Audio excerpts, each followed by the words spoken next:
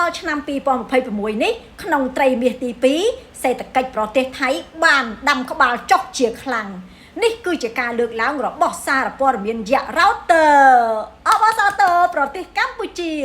ជាពិសេសគឺអរគុណដល់ប្រជាជនកម្ពុជាមិនថាក្នុងប្រទេសនិងក្រៅប្រទេសទេគឺធ្វើការពហិការមិនប្រើប្រាស់ទំនិញចោលសៀងបានល្អមែនទែនទោះបីមិនបាន 100% ក៏បានយ៉ាងតិច70ទៅ 80% ដែរ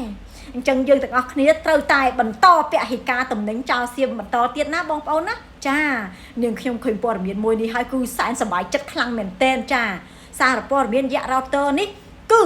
ត្រូវបានពិភពលោកទទួលស្គាល់ថាគឺជាព័ត៌មានពិតចាបងប្អូនមិនដែរអាប្រទេសចោលសៀងសេដ្ឋកិច្ចដាំដូងអញ្ចឹងមានអារម្មណ៍មិនដែរ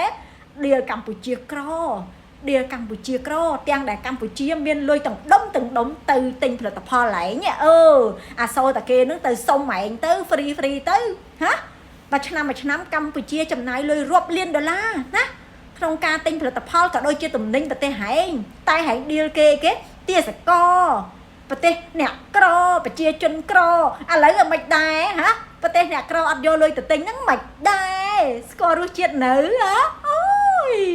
បងប្អូននេះអញ្ចឹងយើងទាំងអស់គ្នាគួរមកប្រើប្រាស់ទំនិញខ្មែរយើងវិញចាផលិតផលខ្មែរយើងឥឡូវគឺច្រើនណាស់ជាពិសេសកូនខ្មែរយើងបានផលិតទំនិញជាច្រើនចានេះណែបងប្អូនសាប៊ូដុសខ្លួនមកអាប់សចាជាផលិតផលរបស់កូនខ្មែរយើងពិតតែម្ដងមានច្រើនក្លិនបងប្អូនល្ពៅស្ពៃក្តោបមកខុតហើយនឹងសាប៊ូវីរៈបុរសវីរៈនារីអាចឲ្យយើងជ្រើសរើសបានច្រើនក្លិនមែនតែនហើយបងប្អូននឹងមិនអត់ប្រើហើយទុនភ្លឺរលោងចាស្បែកយើងណាមានសំណើមជាពិសេសមុនខ្នងក្លិនខ្លួនហើយនឹងក្លិនក្លៀកក៏បាត់ដែរបងប្អូនតម្លៃសមជាមួយគុណភាពនេះបងប្អូនល្ពៅនេះគឺកំពុងតែពេញនិយមខ្លាំងតែម្ដងសំខាន់ទើបតែវាខ្ចប់មកថ្មីគុណភាពនេះបងប្អូនគឺគុណនឹង2រីឯតម្លៃវិញគឺសមរម្យហើយទទួលស្គាល់ពីចបបទៀតបងប្អូនណានឹងហើយជួយគ្រប់គ្រងផលិតផលខ្មែរជួយឲ្យសេដ្ឋកិច្ចខ្មែរដើរលឿនហើយនឹងជួយឲ្យប្រជាជនយើងមានការងារធ្វើបងប្អូនណាចាខ្មែរសាញ់ខ្មែរជួយខ្មែរកុំភ្លេចគ្រប់គ្រងផលិតផលខ្មែរបងប្អូនចង់ជាវបានគ្រប់ទីផ្សា